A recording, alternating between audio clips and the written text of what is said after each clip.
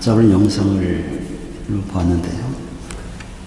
영상에 나온 것처럼 우리의 부모님들은 자신의 꿈을 위해 사는 것이 아니라 자신의 자녀를 위해서 살아가고 자신의 자녀들이 전부인 그런 삶을 사시는 분이 우리의 부모님이 아닌가 하는 그런 생각을 합니다. 여러분, 오늘 무더탁인데 혹시 멀리 한국에 떨어지신 부모님 계시면 사랑한다고 꼭 한번 고백해 주시기 바랍니다. 다시 우리가 말씀으로 돌아와서요. 하나님께서 창조사역을 다 마무리하시고 가장 먼저 세운 기관이 가정입니다.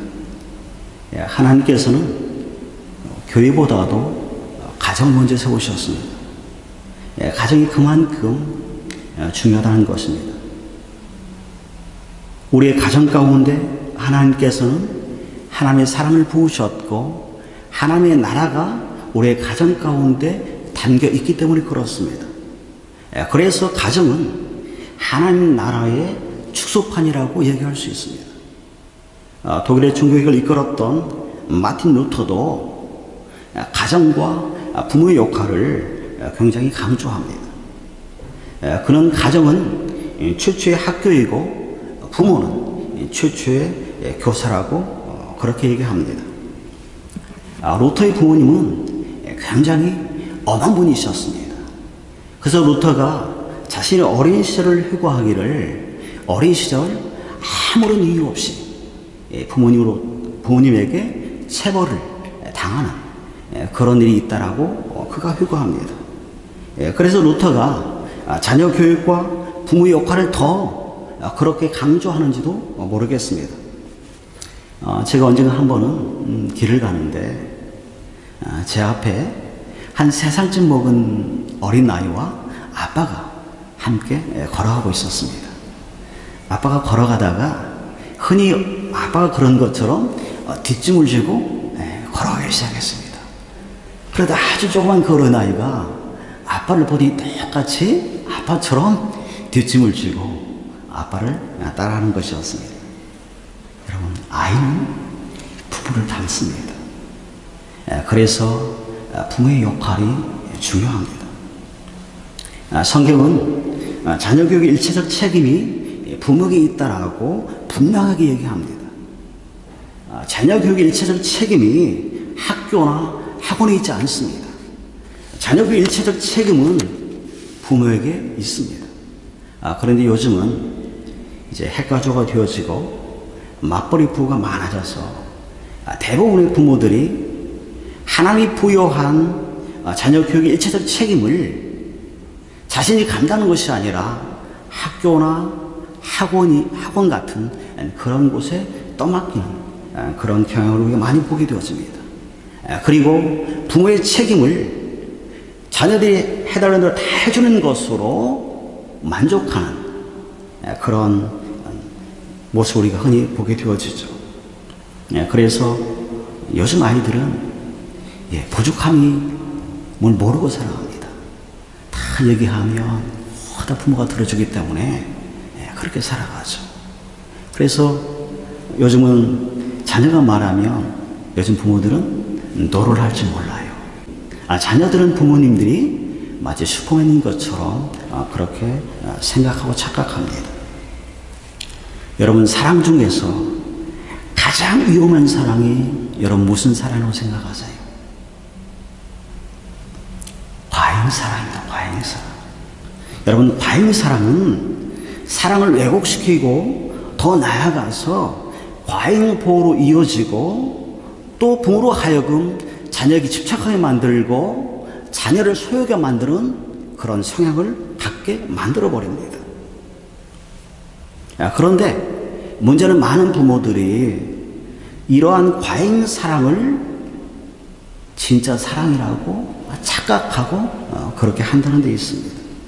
여러분, 우리가 자녀에게 과한 과잉사랑을 주면 줄수록 여러분의 아이는 더 우정적인 아이가 되어갈 것입니다. 그리고 과잉 사랑을 주는 부모들의 대부분들은 그 아이에게 집착하고 마치 아이가 자신의 소유인 것처럼 소유하려는 그런 경향들을 강하게 보입니다. 여러분, 이런 과잉 사랑은 사실은 자녀에게만 위험한 것이 아니라 자녀와 부모 모두에게 위험한 것이 과잉 사랑입니다. 여러분, 아무리 좋은 벤츠라 할지라도 계속해서 우리가 악셀에만 밟으면 밟을수록 위험하게 되었습니다. 이처럼 자녀를 향한 우리의 과잉 사랑도 계속 우리가 악셀레터를 밟는 것만큼이나 위험합니다. 오늘 성경에 나오는 엘리 제사장이 그런 유형의 부모였습니다. 아들을 사랑한 나머지 아들이 하나님께 드리는 제물을 훔치고 심지어는 회방문에서 수종들은 여인들을 범함에도 불구하고 엘리 제사장이 아들을 향해서 브레이크를 밟을 줄 모릅니다. 자녀 교육의 일체적 책임을 잃어버린 것이죠. 이런 엘리 제사장을 하나님은 강하게 책망하십니다. 하나님이 엘리 제사장을 책망하시면서 하시는 말씀이 어째서 너는 나보다 너의 아들들을 더 소중히 여기느냐고 그렇게 말씀하십니다. 하나님께서는 엘리 제사장에게 과잉 사랑을 지적하신 것입니다. 결국 이런 엘리 제사장의 과잉 사랑은 우리가 아는 것처럼 비극으로 끝나게 되어지죠. 아들은 전쟁터에 나가서 전사하게 되어지고, 이 소식을 들은 엘리 제사장도 앉았던 의자에서 넘어져서 목이 부러져 죽고 마는 끔찍한 일이 일어나게 되었습니다. 여러분, 자녀를 사랑하는 데 있어서는 과잉 사랑이 필요한 것이 아니라 절제가 필요합니다. 절제는 우리가 한쪽으로 치우치지 않고 균형을 잡아주는 그런 역할을 합니다. 그게 절제입니다. 절제된 사랑은 악셀레이터와 브레이크를 아주 적절하게 사용하는 것을 말합니다. 우리는 사무엘 선지자의 어머니였던 한나에게서 이런 절제된 사랑을 우리가 발견할 수가 있습니다. 여러분, 한나의 남편은 엘가나입니다. 그런데 이 둘 사이에서 아이가 생기지 않자 남편이 엘가나가 두 번째 부인인 분인나를 아내로 맞이합니다. 그래서 두 번째 부인 사이에 아이가 생각이 되어지자 이 두 번째 부인이 아이를 갖지 못하는 한나를 구박하고 괴롭히게 되어지죠. 한나는 괴로움을 당할 때마다 하나님께 나아가서 엎드립니다. 그래서 하나님의 은혜로 아이를 낳게 되어지죠. 그 아이가 우리가 잘 아는 사무엘입니다. 눈에 넣어도 아프지 않을 그런 아이죠. 그런데 그 아이가 젖을 떼자마자 한나는 그 아이를 하나님께 드리기 위해서 성소가 있는 성막이 있는 실로에 가서 엘리 제사장에게 맡깁니다. 그리고 매년마다 한 차례 사무엘이 있는 실로가 있는 곳을 방문합니다. 제가 한번 19절 한번 여러분이 읽어드리겠습니다. 그의 어머니가 매년 드리는 제사를 드리러 그의 남편과 함께 올라갈 때마다 작은 겉옷을 저다가 그에게 주었더니 젖을 떼자마자 하나님께 드린 아들이 사무엘입니다. 여러분, 얼마나 보고 싶겠어요. 그 아들을 1년에 단 한 차례 보러 가는데 어머니는 한나가 사무엘을 위해서 준비한 것은 작은 겉옷 한 벌이 전부였습니다. 여러분, 1년에 한 번 아들을 찾아가는데 보통 엄마라면 아들이 좋아하는 것 바리바리 다 싸서 차에 다 가득 싣고 아마 단숨에 아들이 있는 곳으로 달려갔을 거예요. 아마 그게 일반적인 엄마의 마음이죠. 그런데 한나는 그렇게 하지 않았습니다. 한나는 아들을 향한 그 사랑을 절제하고 절제합니다. 우리는 흔히 절제된 사랑은 양이 적고 뭔가 부족하다라고 그렇게 생각하기 쉽습니다. 여러분, 그러나 절제된 사랑은 결코 부족한 사랑이 아닙니다. 절제된 사랑은 외적으로 하는 사랑이 아니라 내면으로 하는 사랑이기에 더 깊고 사랑의 농도가 훨씬 더 짙게 그 사랑 안에 배어 있습니다. 한나가 지었던 사무엘을 위해 지었던 그 한 벌의 고도에는 한 땀 한 땀 한나의 사랑이 거기에 다 녹아져 있습니다. 성경은 한나의 완전한 사랑을 한 벌의 겉옷으로 표현하고 있습니다. 여러분, 사실 자녀에게 절제된 사랑을 한다는 것 쉽지 않습니다. 더욱이 아들을 갖지 못하다가 늦게 기도로 낳은 아들이라면 우리가 더욱 어려운 게 절제된 사랑을 하는 것입니다. 여러분, 그런데 어떻게 한나는 늦게 기도로 낳은 그 아들을 하나님께 드릴 뿐만 아니라 절제된 사랑을 할 수 있었을까요? 무엇이 한나로 하여금 그것을 가능하게 만들었을까요? 여러분, 그 비밀은, 그 해답은 한나가 사무엘을 하나님께 드렸다는 데 있습니다. 한나에게 사무엘은 아까 말했던 것처럼 눈에 넣어도 아프지 않을 그런 아들입니다. 그러나 한나는 사무엘을 하나님께 드렸습니다. 하나님께 드렸다는 말은 자녀의 주권이 한나 자신에게 있는 것이 아니라 하나님께 있음을 고백하는 것입니다. 자녀가 더 이상 나의 소유가 아니라는 고백입니다. 여러분, 여러분의 자녀는 여러분의 소유가 아닙니다. 자녀의 소유권은 오직 하나님 한 분에만 있습니다. 자녀가 하나님의 소유가 아닌 나의 소유라고 생각하는 순간 엘리 제사장처럼 자녀의 우상이 될 수가 있습니다. 사랑하는 성도 여러분, 자녀를 하나님께 드리시기 바랍니다. 날마다 자녀의 소유권은 내게 있는 것이 아니라 하나님께 있음을 날마다 고백하시기 바랍니다. 그리고 하나님께 드렸기에 하나님께서 내 자녀를 책임져 주실 것을 믿고 확신하시기 바랍니다. 자녀를 하나님께 드렸다는 말은 자녀의 소유권이 하나님께 있음을 말할 뿐만 아니라 또 다른 한편으로는 자녀를 하나님의 뜻대로 양육한다는 그런 의미도 함께 갖고 있습니다. 여러분, 우리가 하나님께 자녀를 드릴 뿐만 아니라 우리가 자녀를 하나님의 뜻대로 하나님의 말씀대로 양육하는 것이 필요합니다. 하나님은 우리에게 그것을 요구하십니다. 사랑하는 성도 여러분, 자녀를 양육할 때 여러분 하나님께 지혜를 구하십시오. 세상의 지혜가 아닌 하나님의 지혜를 구하시고 하나님의 뜻대로 여러분의 자녀를 양육하시기 바랍니다. 마지막으로 부모들이 자녀를 위해서 반드시 해야 할 일이 있습니다. 부모들이 자녀들에게 롤 모델이 되어주셔야 합니다. 사실 이 부분은 목사인 저도 굉장히 약한 부분 가운데 하나입니다. 가장 안 되는 부분이 이 부분이에요. 때로는 목사지만 혈기가 앞서기도 하고 세상적인 방법이 나올 때가 있습니다. 그래서 제가 느끼는 것이 기도라는 것입니다. 내가 때로는 자녀가 우리 마음에 들지 않을 때 우리가 할 수 있는가? 기도라고 저는 생각해요.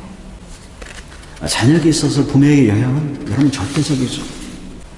그래서 그만큼 부모의 역할이 중요합니다. 사무엘상 2장 17절과 18절에 보시면 부모의 역할이 얼마나 중요한가를 우리에게 깨닫게 하는 그런 말씀이 있습니다. 우리 다 같이 한번 사무엘상 2장 17절 18절 다 같이 한번 읽겠습니다. 같이 읽습니다. 시작. 소녀들의 죄가 여호와 앞에 심히 크면 그들이 여호와의 제사를 멸시함이었더라. 사무엘은 어렸을 때 세마포 에봇을 입고 여호와 앞에서 섬겼더라. 아멘. 여러분, 우리 한글 성경에도 나와 있지만 독일어 성경을 보시면 17절과 18절에 동일하게 등장하는 단어가 있습니다. 포뎀 헤른이라는 단어입니다. 하나님 앞에서라는 말이죠. 17절에도 등장하고 18절에도 등장합니다. 17절은 엘리의 아들들이 하나님 앞에서라고 나오고 18절에는 사무엘이 하나님 앞에서라고 나옵니다. 그러나 똑같이 하나님 앞에서는 단어를 쓰고 있지만 그들의 행위는 전혀 다른 것을 우리가 발견할 수가 있습니다. 11절은 엘리의 아들들이 하나님 앞에서 큰 죄를 저질렀다라고 말씀하고 있습니다. 그런데 말해서 18절은 사무엘이 하나님 앞에서 주님을 섬겼다라고 그렇게 기록하고 있습니다. 동일한 하나님 앞에서 한쪽은 주님을 섬겼고 또 다른 한쪽은 하나님이 싫어하는 죄악을 행했습니다. 여러분, 어째서 동일한 하나님 앞에서 전혀 다른 일들이 일어난 걸까요? 누가 그들에게 그런 영향을 주었을까요? 저는 부모라고 생각합니다. 부모가 그들에게 그런 영향을 준 것입니다. 우리가 앞에서 보았던 것처럼 한나가 아이를 갖지 못하자 엘가나의 두 번째 부인이었던 브닌나가 한나를 계속해서 괴롭힙니다. 그런데 놀라운 것은 한나의 반응입니다. 한나는 자신을 괴롭히는 그 브닌나를 원망하지도 않고 남편에게 그런 불평을 쏟아내지도 않습니다. 그리고 남편에게서 해결책을 찾지도 않습니다. 한나가 브닌나로부터 괴로움을 당할 때마다 한나는 성전에 올라가서 하나님께 엎드렸습니다. 그런 한나를 하나님은 사무엘상 1장 10절에서 여호와께서 한나의 기도를 기억하셨다라고 그렇게 말씀합니다. 사랑하는 성도 여러분, 하나님은 기억하신 분이십니다. 하나님은 한나의 기도를 들으셨고 그 기도를 기억하셨고 그리고 그 기도 가운데 하나님은 응답해 주셨습니다. 여러분이 잘 아는 것처럼 이스라엘 백성이 400년 동안 애굽의 노울이 있을 때 그들은 매일 고된 노동을 해야했습니다. 그 일이 너무나 고통스러워서 그들은 매일마다 하나님께 부르짖어 탄식하며 부르짖었습니다. 하나님은 그들의 부르짖음을 들으시고 그들을 구원하기 위해서 모세를 준비하시죠. 여러분, 하나님은 기억하시고 들으시는 하나님이십니다. 하나님은 우리의 기도를 들으실 뿐만 아니라 준비하시는 그런 하나님이십니다. 삼성의 창업주인 이병철 회장이 살아계실 때 골프 치는 걸 그렇게 좋아했다고 합니다. 골프 치는 걸 굉장히 좋아했는데 골프를 칠 때마다 그게 자기 마음대로 잘 안 되더래요. 돈도 가졌고 재벌이고 모든 걸 다 가졌는데 자기 마음대로 안 되는 게 딱 두 가지가 그에게 있었다고 합니다. 하나는 골프가 그렇게 자기 뜻대로 안 됐대요. 또 다른 하나는 자식이 그렇게 자기 마음대로 안 됐다라고 그렇게 고백합니다. 정말 저도 자녀를 양육하고 계시지만 자녀가 참 많이 어려운 것 같아요. 내 마음대로 안 되는 게 자녀 같다는 생각을 많이 합니다. 때로는 자녀 때문에 속을 상하기도 하고 아마도 자녀도 아빠 때문에 속이 많이 상했을 거예요. 그럴 때마다 제가 드는 생각이, 그렇지, 자녀가 내 마음대로 되면 안 되지. 자녀는 하나님 마음대로 돼야지. 그런 생각을 할 때가 있습니다. 여러분, 사실 자녀는 내 마음대로 할 수 있는 그런 존재가 아니에요. 사실 그 자체가 잘못된 발상이라고 저는 생각합니다. 자녀는 내 마음대로 되면 되는 것이 아니라 하나님의 뜻대로 하나님의 마음대로 돼야 자녀가 반듯하게 성장할 수 있다고 저는 생각해요. 우리 부모가 해야 할 일은 아까 영상에 보았던 것처럼 자녀를 사랑하는 것이고 자녀를 위해서 우리가 하나님께 엎드리는 것입니다. 여러분, 눈물로 기도한 자식은 결코 망하지 않는다는 말 여러분 잘 기억하시죠? 여러분, 자녀가 힘들 때마다, 때로는 여러분이 자녀 때문에 힘들 때마다 여러분 하나님께 기도의 손을 모으시기 바랍니다. 위대한 믿음의 사람들 뒤에는 항상 위대한 기도의 부모님이 계셨습니다. 여러분이 잘 아는 성 어거스틴 뒤에는 기도의 어머니 모니카가 있었습니다. 여러분 요한 웨슬리 뒤에는 기도하는 어머니 수잔나가 있었습니다. 오늘 본문에 보았던 사무엘 뒤에는 기도하는 어머니 한나가 있었습니다. 자녀는 부모의 기도를 먹고 자라고 부모님의 기도를 담고 배웁니다. 믿음의 부모가 믿음의 자녀를 만드는 것입니다. 기도의 부모가 기도의 자녀를 만드는 것입니다. 어머니의 기도를 먹고 자란 사무엘은 이스라엘의 마지막 사사로 평생 기도하는 사람으로 그가 살았습니다.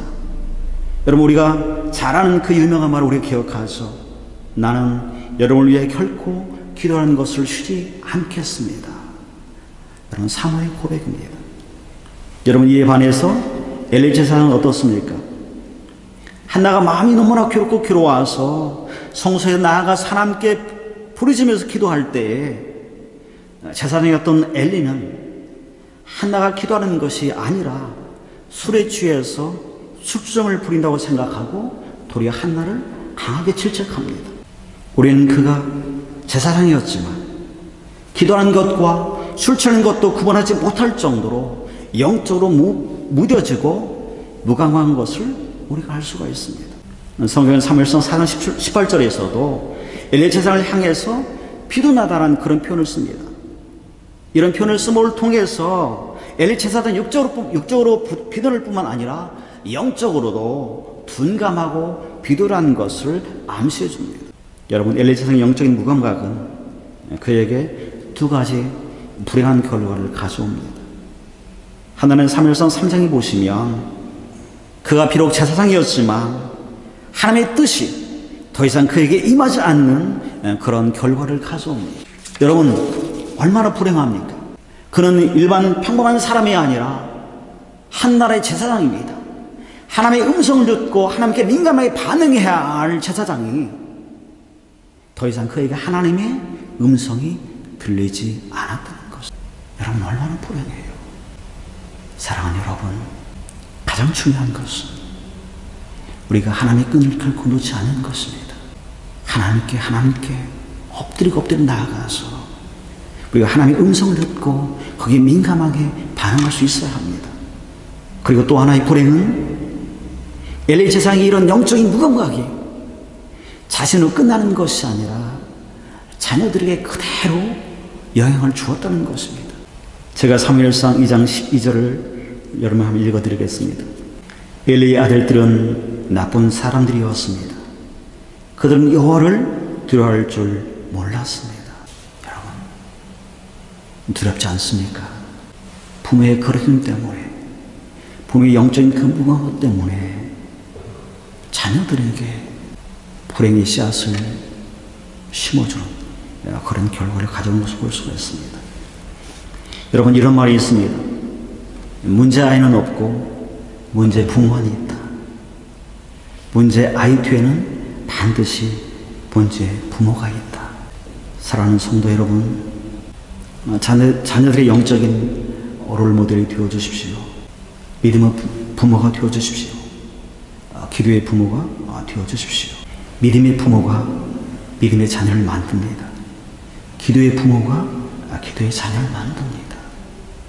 그리고 특별히 오늘 또 함께 예배드리는 자녀들은 여러분도 성경에 말씀했던 것처럼 여러분의 부모님들을 하나님처럼 여기시고 여러분이 정말 공경하고 여러분이 사랑한다면 하나님이 성경에 말씀한 그 놀라운 축복이 자녀들에게 그대로 임할 것입니다. 하나님, 주님의 이름으로 주의 말씀 가지고 신실하게 성실함으로 하나님이 맡겨준 자녀를 양육하고 수고 애쓴 우리 부모님들이 하나님 이곳에 섰습니다.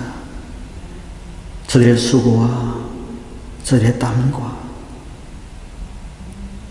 저들의 주를 향한 그 엎드림과 간구와 기도를 아시는 아버지 하나님, 저들의 헌신과 사랑과 수고로 인하여 하나님이 저들에게 맡겨준 자녀들이 하나님 견실하게 믿음 안에 세워지는 거룩한 역사가 있게 하옵소서. 우리 부모님들이 자녀를 위해서 애쓰고 수고할 뿐만 아니라 하나님께 눈물로 나아갈 때마다 하나님 하늘을 넓게 열어주시고 하늘의 것으로 세우시는 은혜가 가득하게 하여 주옵소서. 하나님 가정마다 축복하셔서 하나님이 세우신 그 가정들이 주님이 기뻐하는 신실한 믿음의 가정으로 복된 가정으로 세워지게 하셔서 이 땅 가운데 저들의 가정을 통하여 하나님의 영광 받으심이 더해지는 역사가 있게 하옵소서. 늘 하나님이 저들의 가정 가운데 함께 하시기를 간절히 소망하오며 예수님의 이름으로 기도합니다. 아멘.